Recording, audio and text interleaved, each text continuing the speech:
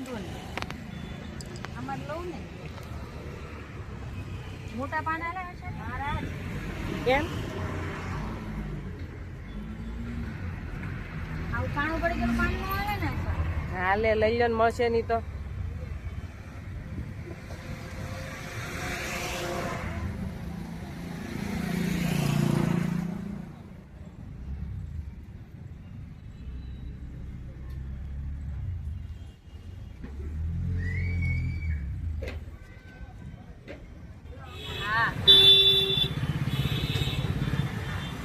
પાછો કોણ એમ રેવા દે છે હા આમ તો જો આમ તો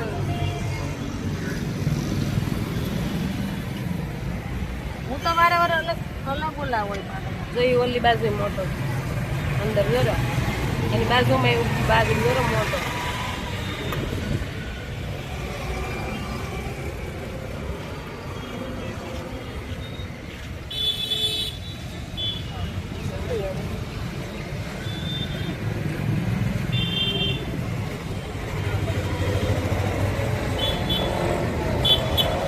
કૃષ્ણ જય માતાજી ને બાપા સીતારામ બધાને જો શ્રાવણ માસ ચાલુ થઈ ગયો છે એટલે આજે શ્રાવણ મહિનાનો પહેલો મંગળવાર છે એટલે આજે કરવાનું છે મારે મંગળા ગૌરીનું વ્રત મંગળા ગૌરીનું વ્રત છે ને સંતાન પ્રાપ્તિ માટે અને પતિના સારા અને લાંબા આયુષ્ય માટે કરવાનું હોય છે તો એના માટે જો મારે બધી પૂજા તૈયાર કરવાની છે તો એના પૂજામાં તો મેઇન વસ્તુ છે ને અઘેડો અને ધતુરાના પાન અને આપણે ધરોડી આ ત્રણ વસ્તુ છે ને ગોતવી બહુ મુશ્કેલ લેવા જાય ફૂલપાત્રી લેવા જાય ને આપણે બીલીપત્ર ફૂલ ને એવું બધું મળી રહે આપણે પણ આ અઘેડો ને ધતુરાના પાન અને ધરોડી બે વસ્તુ ન મળે એટલે એ ગોતવી બહુ મુશ્કેલ છે આ વ્રતમાં મેન વસ્તુ એ જ છે એ પૂંજાપો ત્રણ વસ્તુ બાકીની તો બધી મળી રહે તો એ પૂંજાપો હું કાલે સાંજે આપણે શું કહેવાય વાડી વિસ્તાર હોય ને ત્યાં ગોતીને લઈ આવી છું તો કાલે સાંજના લઈ આવી હતી પૂંજાપો ઘેડો ને બધી વસ્તુ આપણે જોઈ કાલ સાંજનું તોડેલું છે એટલે થોડુંક પાન થોડાક કેવડા પડે એમ છે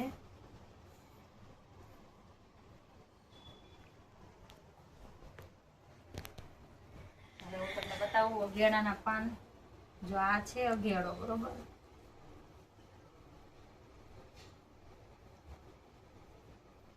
અઘેડા કંઈક 2 કે 3 જાતના આવે આ સફેદ અઘેડો છે અને બીજો એક લાલ આવે છે એના પાન થોડાક અલગ હોય જો આના પાન આ રીતના પણ મેં કાલ સાંજના તોડેલા છે ને આખા હું ખેંચી લીધા છે આમના આખા આ પૂંજાપો આપણે મળવો બહુ મુશ્કેલ છે આ વ્રતમાં મેન વસ્તુ અઘેડો જ છે હવે આ પાનને આપણે 16 પાનાના લેવાના છે તો આપણે તોડી લઈ સારા હોય ગણીને લેવાના છે 16 અઘેરાના પાન લેવાના છે 16 ધતુરાના પાન લેવાના છે અને 16 ધરોડી તો આપણે ગણી લઈ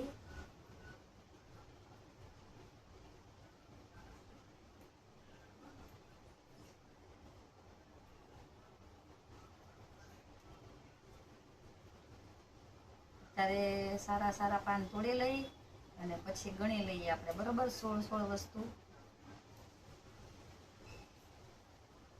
આમાં ખરાબ પાન હોય કે તૂટી ગયા એવા પાન પૂંજામાં ચાલતા નથી હાલતા નથી કે ચાલતા નથી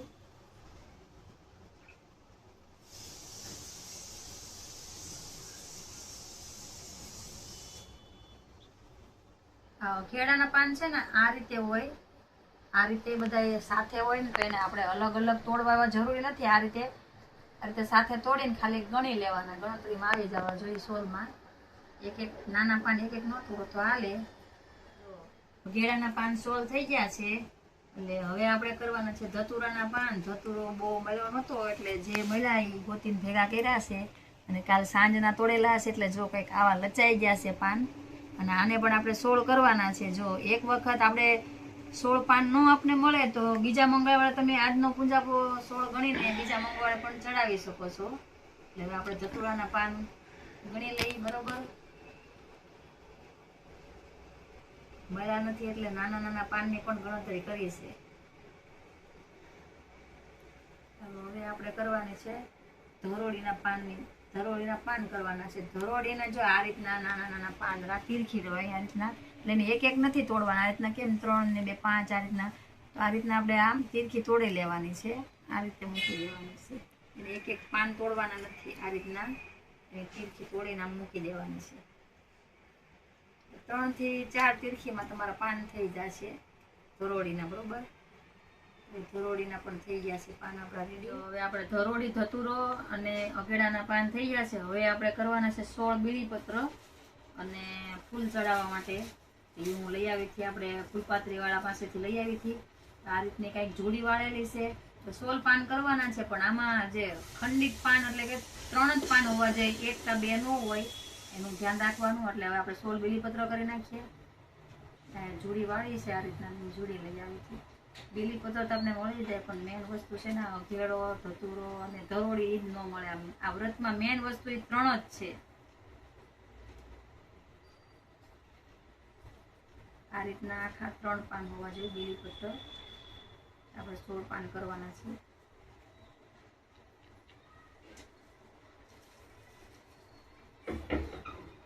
બીલીપત્ર થઈ ગયા છે. એટલે હવે આપણે લેવાના છે 16 જીરાના દાણા. જીરું જે આપણે શાક વઘારીએ છીએ ને, એ જીરાના દાણા. તેને કઈ એક એક ગણવાના ન હોય, અને આ રીતની ચપટી મૂકી દો એટલે એ હાલી જાય, બરોબર. વધારે થઈ જાય તો હાલે, મતલબ ઓછું ન થવું જોઈએ. અને હવે આપણે આરતી કરવા માટે, માતાજીનો દીવો કરવા માટે, આપણે દિવેટિયામાં દીવો નથી કરવો, એના માટે આપણે ઘઉંના લોટનું કોળિયું બનાવવાનું છે. તો જો મેં એમાં લીધો છે થોડોક લોટ. હવે એનું આપણે કોળિયું બનાવવાનું છે.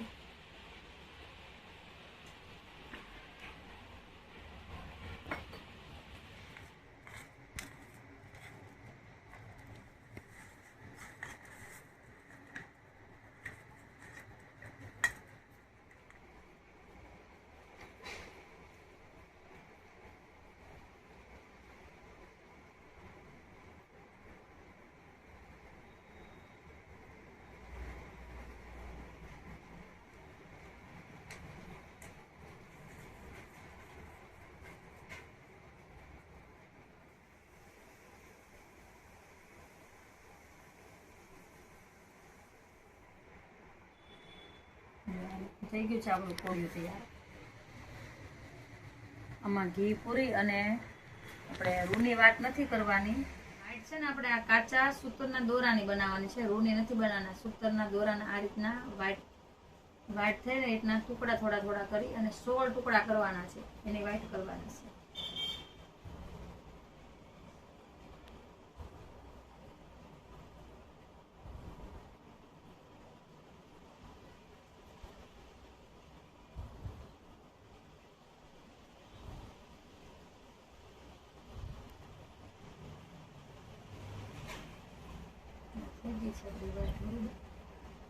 આ રીતની વાઈટ બનાવવાની છે.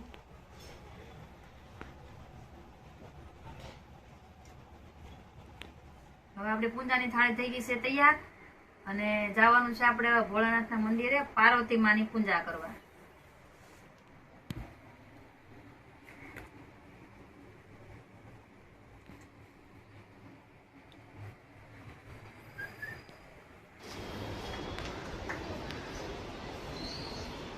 અમારે છે ને મંદિરે અંદર બહેનોને જવાની મનાય છે, એટલે પૂજામાં જયભાઈ ચડાવશે.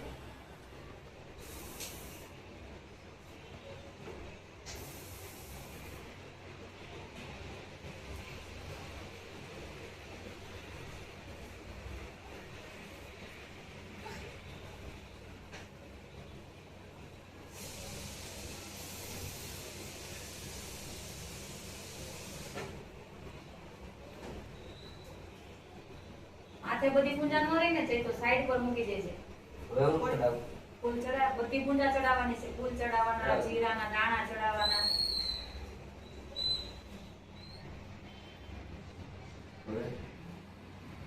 ચોખા ચડાય. કંકુવાળા હાથે મનો નાખતો ચોખામાં, આમ નમાય વાટકો.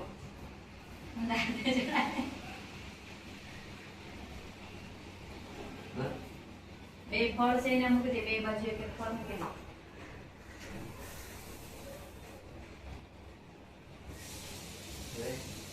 દીવો કરો ને આ મૂકી દે.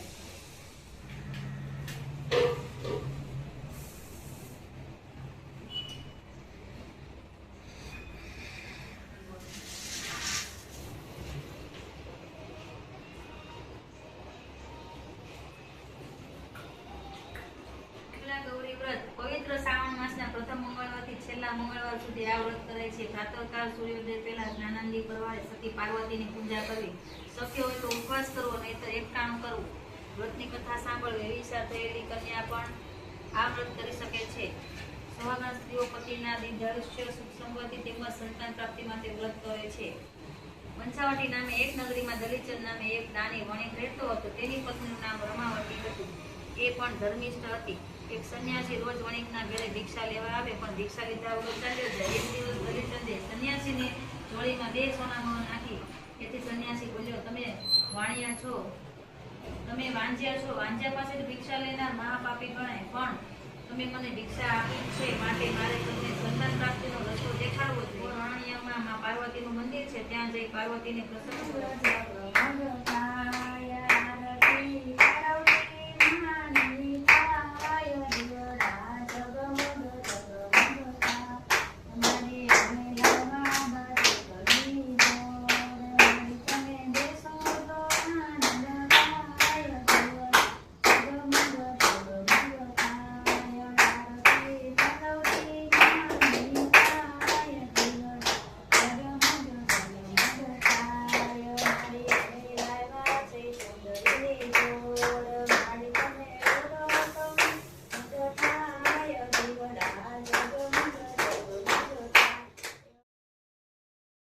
હે મંગળા ગૌરી માં, તમે મારા બાળકોની રક્ષા કરજો અને મારા જીવનસાથીનું આયુષ્ય સારું અને લાંબુ કરજો.